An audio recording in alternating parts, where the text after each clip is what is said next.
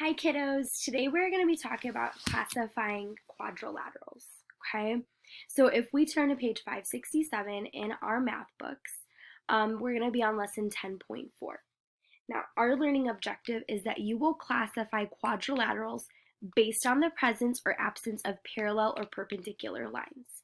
So yesterday we talked about parallel lines, which are two lines that are either next to each other, over here, next to each other, up and down, or they are one on top of each other, just like this. And they're always going to be the same distance apart, and they're never going to cross. Okay, so that's a quick review on what parallel lines are. We also talked about perpendicular lines. Perpendicular lines will look like a cross, or they will look like a lowercase t. Okay, just like this.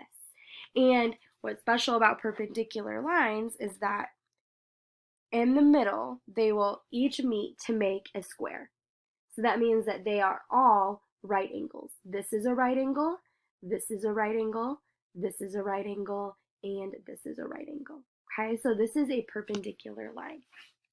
So today we're going to be talking about quadrilaterals where we're using or not using perpendicular lines or parallel lines. So let's take a look at unlock the problem. So it says a quadrilateral is a polygon with four sides and four angles. So we know that in order for something to be a quadrilateral, okay, a quadrilateral, it has to have four sides and four angles. One way to remember this is the word quad means four. So I'm just going to write quad, put an arrow down, says four, so I know it's going to have four angles, and it's going to have four sides. Okay, so this might be a good time where you pause and where you make a note of this.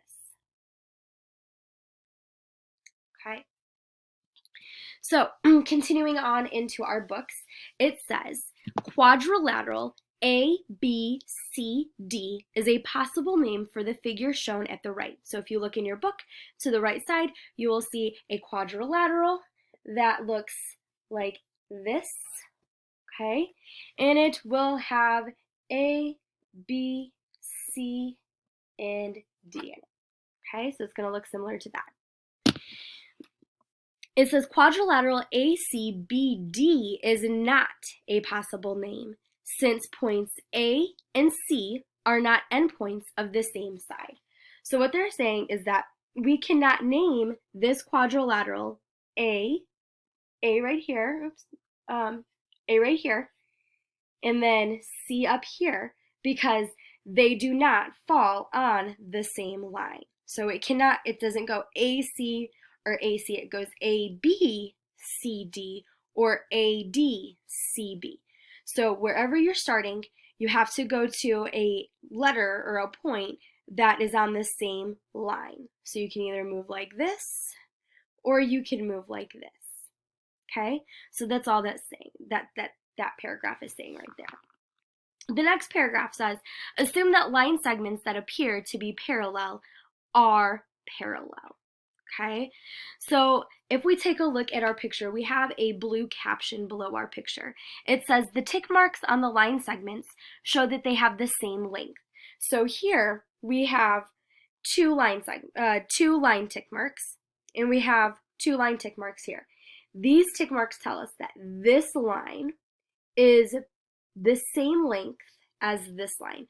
So line AD and line BC have the same length. It also shows one tick mark on these two sides, and that's telling us that side AB is the same length as line CD or DC. Okay, so that's all that those lines are showing you. So there are a lot of different types of quadrilaterals. Some common quadrilaterals that we'll talk about are trapezoids. So I'll show you really quickly what a trapezoid looks like. And you also have a picture in your book. So this is a trapezoid, okay?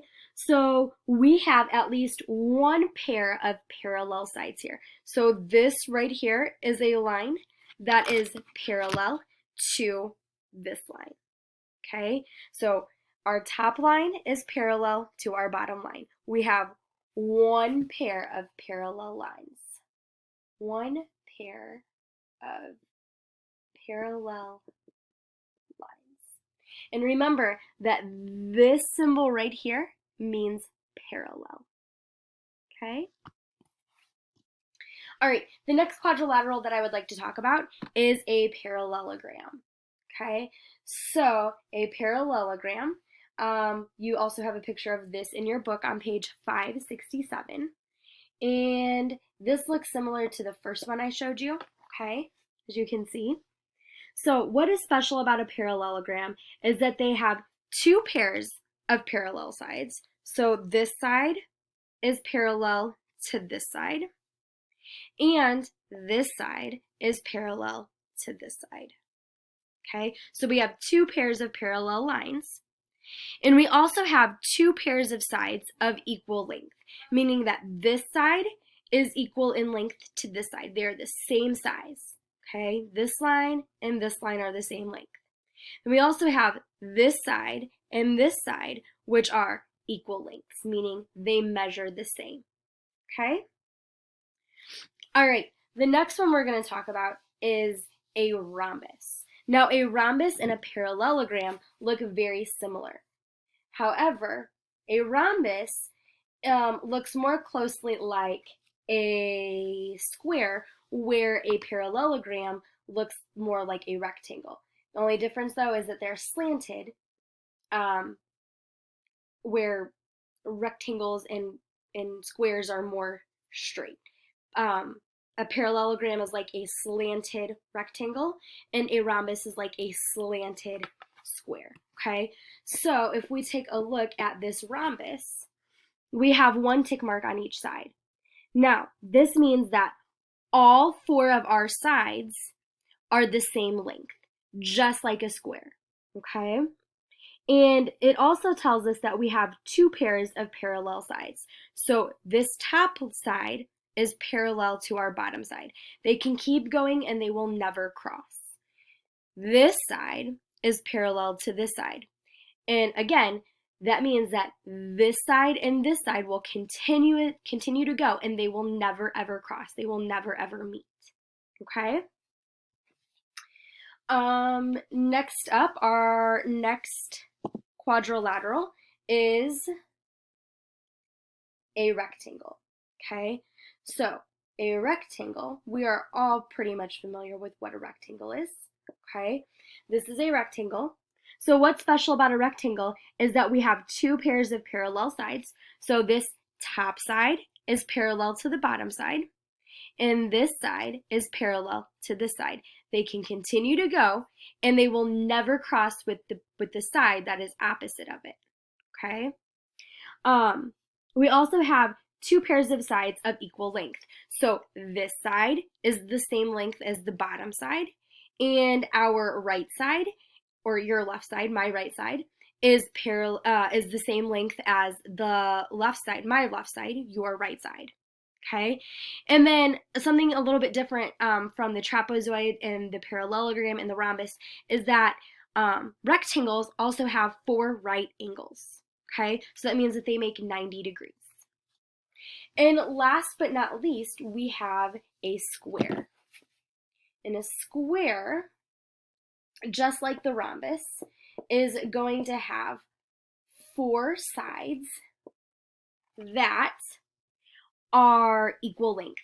So this right side is the same length as my bottom side, and is the same length as my left side, and is the same length as my top side. All of our sides measure the same length, okay?